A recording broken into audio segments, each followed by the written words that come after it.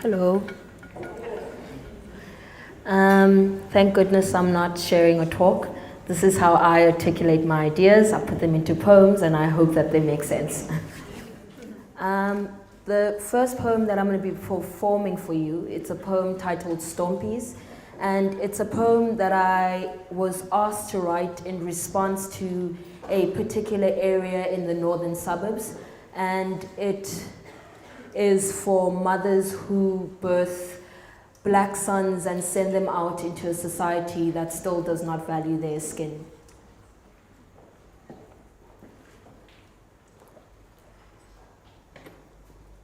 They murdered their kingdom murals on a full moon, pounded their mothers' wombs until they were tombs, and Lazarus became a man of fictional works instead of the miraculous.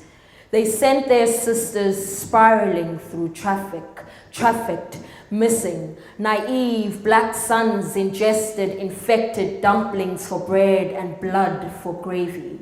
They have been summoned here, banned there, missing. Every trail they leave dissolves to smoke. Things they bury, smoke. Glue sniffing from a steady stumpy, cracked from crack, incubated in smoke, walking corpse to die, smoke, ashes.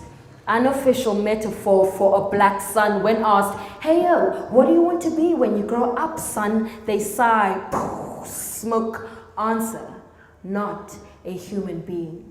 History continues to evangelize that this air indeed belongs to them, to gamble, not breathe. They contemplating a matric hustle and occupation that will build their beloveds a house of bricks. But even that might turn to smoke, pot, hold, streets, make black sons believe they smoking pipe dreams with umbilical cords. How else? How else were those murals murdered? White paint over graffiti, all is well here.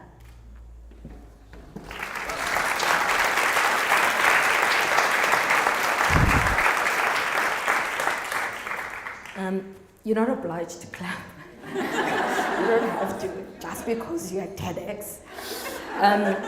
Anyway, the second poem I wrote about 2 years ago, it was for a competition called the Drama for Life Festival, which happens at the Wits Theatre in Johannesburg, and the theme was around HIV and AIDS and multiple partners. And at the time, I don't know if you are familiar with a musician named Neo, and at the time there was a song of his that was quite popular, grab somebody sexy, tell them hey, and everyone was in the club gyrating to the song.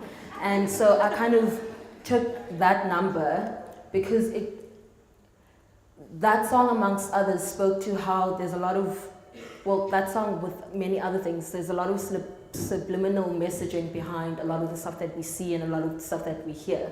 So it kind of made sense to me, and I took that and I put it in the poem.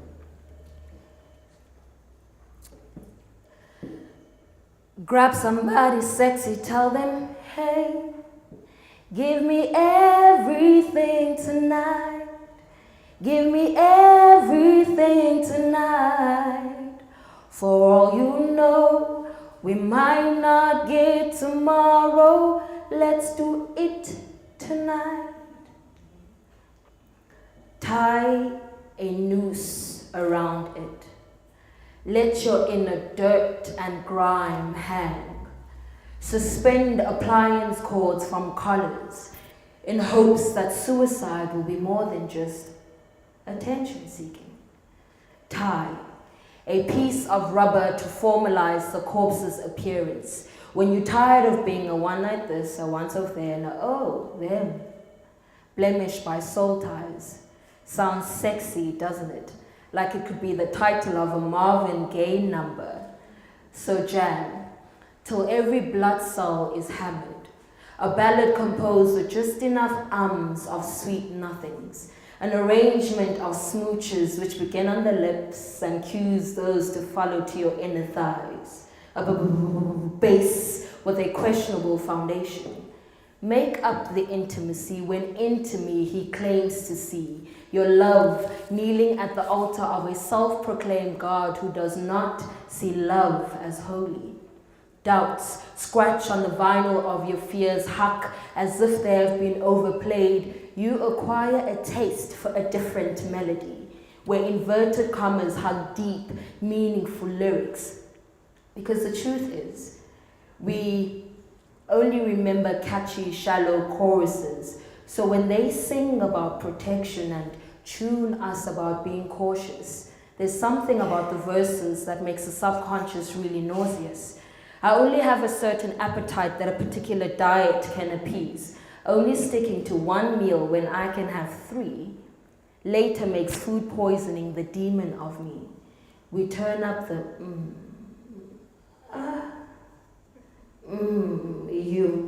and listen to desire. As if the night were momentarily blinding sapphire, reason finds it hard not to jowl in the fire of passion. Nowadays, everything's become a collaboration. Maybe that's why it's never clear which genre we like listening to. We rock and roll to a fast beat, beating the sense out of our upbringing, our grandmother's teachings, our heartstrings, as if they were harp strings strummed by fingers that have never learned how to read music. We experiment anyway, because alternative is way cooler. You can't lend rhythm, he says. Mabebeza, it's just something that we are born with. The things people say in the heat of improvisation. In these jamming sessions, the blues kinda sorta sound like opera, and they somehow could be praised. Bodies recklessly abandoned in raised, hands raised as if they were being crucified, surrendering and crucifying others. A sanctuary full of praying mothers and washed in the blood, Karabasande Kabondoro, praying in tongue brothers could never retrieve a leaked single from going viral. It's the kind of song that gets stuck in your head. And for some people to dismiss it, they purposely sing it out loud, in showers and in bed. And unfortunately, the one listening catches it. Anger wells up in their eyes and regret is shed, because that single gone viral now leaks in your blood. And so we bear witness to empty studios where broken instruments lie dormant, trying to get their groove back, after careless fingers have played DJ with pure soundtracks, scratched the only hard copy of the original recording.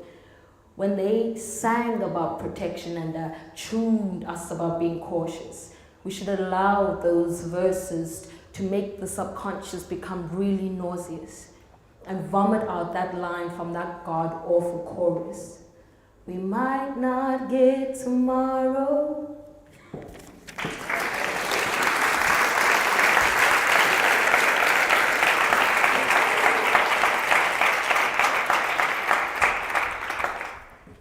My final poem, which I shan't explain because I think it's pretty self-explanatory. Thank you for listening. Thank you to the organizers for having me. This is it's a great privilege and I'm very grateful. Thank you.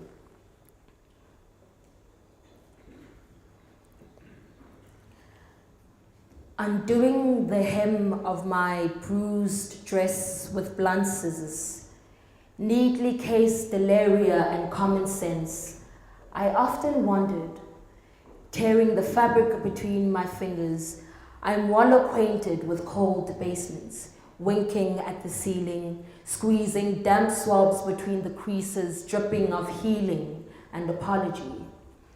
Perhaps this act will hurt less when done kneeling. Dilated pupils zoom into his intoxication, his reason, half savaged, timbered by cocaine. He arrows my skull for a piñata, seesaws a stale loaf of bread from teeth to knee to spine to crumble. And in the friction of the index finger and thumb, all goes numb, numb, blue. A week later, purple and black hues return to dark brown shades, and I thank the Almighty because it's hard enough to wear the skin as it is. And as I, out of habit, return to washing the dishes and making the bed and making the dishes and washing the bed, I find myself stuttering between the past and present tense. I am tense between the first and third person, between my lips in close proximity to his good days and my ulcered cheeks to his bed between wanting to dial my best friend's number and not wanting to bother anyone because it will all get better soon. I need to get back to undoing my hem before he scolds about the length of it, the shape of it. The truth of it is that someday he will be the emblem of my resilience. I have learned this from my mother's tolerance, my grandmother's tales of deliverance, witnessing my aunt pouring my uncle's whiskey down sewage-flooded pipes.